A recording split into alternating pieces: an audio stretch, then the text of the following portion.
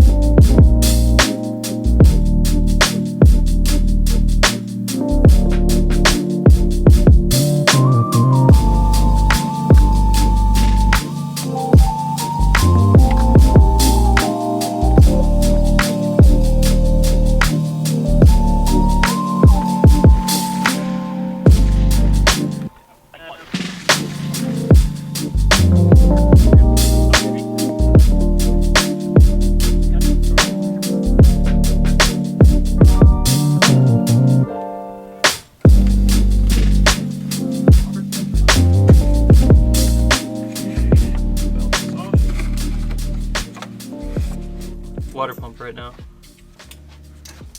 This works. Pull it out.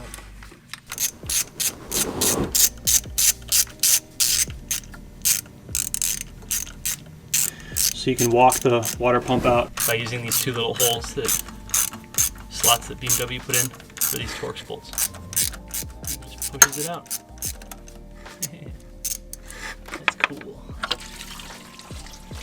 Dude, you just got that touch. Dude, I think it's fucking hot as hell. Yeah. I mean, I drove here. This is the pulley that is making all the noise. You can feel it. It does not feel good.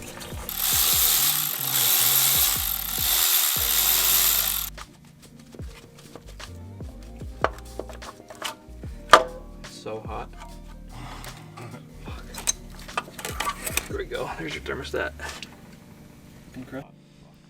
It's super hot. So that's the housing. This is the thermostat. Here's the new one that we'll be using. Dude,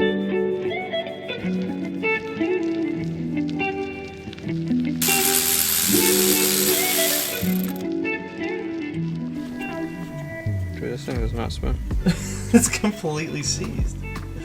I can just tell by looking at it. Oh my gosh, dude. Yeah.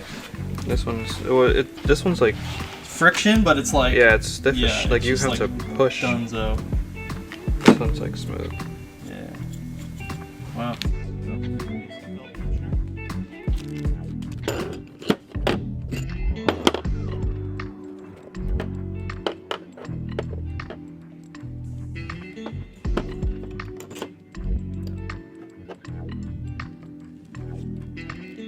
Updated impeller on the water pump. Plastic on the old one, known to fail. New one is metal. So we have upgraded this one, we're putting that in. Fence inside of this one will actually break, and then your water pump will no longer work, the car would overheat, and you're stuck on the side of the road. So now, they are metal. It's a common problem on the E46s, E36s.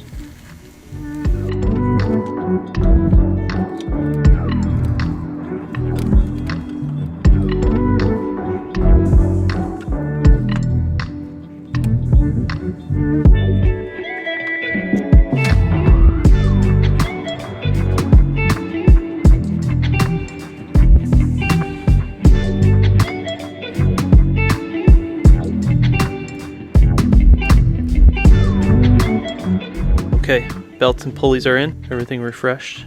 If you're hearing that loud noise, it's likely going to be idler pulley. It's like right there. One right there.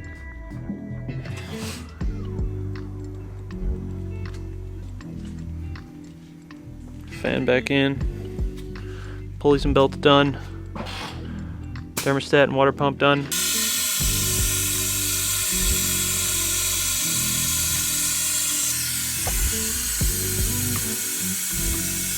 All right, guys, just finished up at the shop.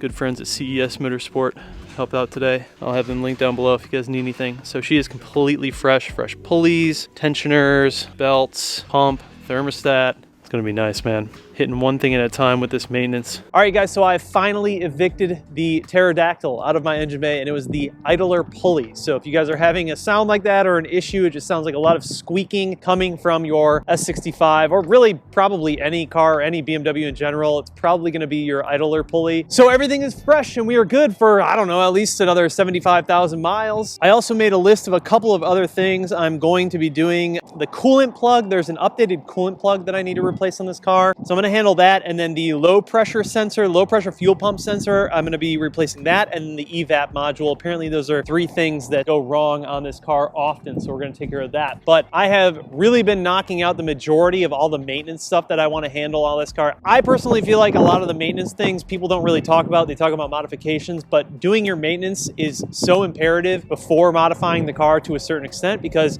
you're just going to reduce the overall reliability of the car. And if you have weak points in the car, as soon as you start modifying it, taking it to another level, driving it harder, more routinely, those weak points are going to become more prevalent. So in my opinion, the maintenance is number one, always take care of it. But really all I have left on this car that I want to do in terms of maintenance is taking care of the transmission, clutch, throwout bearing. I didn't do the trans mounts. I do have them, but I want to do the trans mounts. And then also my Guibo, my universal flex disc. And then I also have the F80 brake kit, which I'll also do some other suspension stuff while we're there, as well as the rear trailing arms and some other things we're doing inside of there. So we are nearing the end of getting this car to where I want it to be in terms of maintenance. So it's gonna be 100% good, but it has just taken a lot of work. And this car has 93,000 miles on it so far. The good thing though, is this engine is really clean. Like we see all of the fluids coming out of it. We can see the inside of the engine when we did the rod bearings. Everything looks really good. It's a healthy motor. So a couple of other things that we talked about in the suspension video that I'm gonna be changing up. The overall rigidity. Now I have been driving this car like 200 miles since I last made that video. It rides a lot better now. I think the suspension was just so fresh and new and really hadn't had any mileage on it. It was extremely soft. It's really starting to feel a lot better, a lot more responsive, a little bit more stiff and broken in. And yeah, overall, I'm really happy with it right now. If I had to choose again between KW and Öhlins, I would probably go Öhlins. I just think overall for the price, it's the better suspension for this car. I did end up throwing on the 12mm spacers up front, and I did end up putting 17.5mm spacers in the rear. It looks a lot better,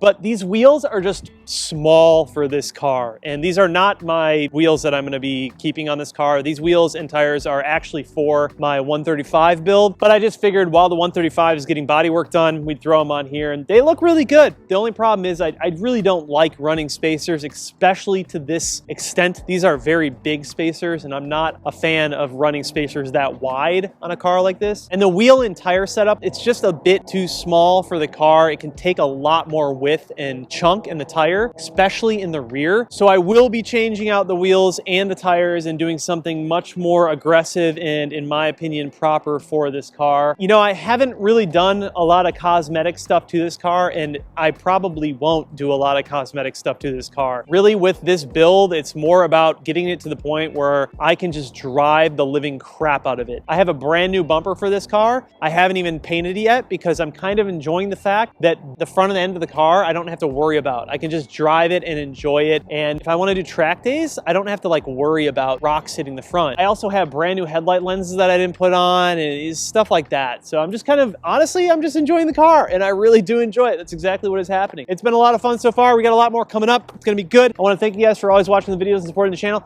but I'll see you guys in the next one. Peace.